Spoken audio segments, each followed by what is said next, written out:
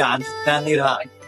काय एकत्र दोघांनी सगळ्या गोष्टी समसमान करणं, पण तुम्ही एकमेकांना रिस्पेक्ट देणं पहिली गोष्ट. दुसरी गोष्ट, ज्या वेळेला पॉज घ्यायचा किंवा पॉज घ्यायचा आहे ठिकाणी थांबायचे, पॉज घेऊनच करायचं. ऍडजस्ट व्हायला वेळ लागेल, त्यामुळे ऍडजस्ट होईपर्यंत सगळ्या गोष्टी एकमेकांना समजून घ्यायच्या आहेत. ओके, आपल्यातला जीव चौकतो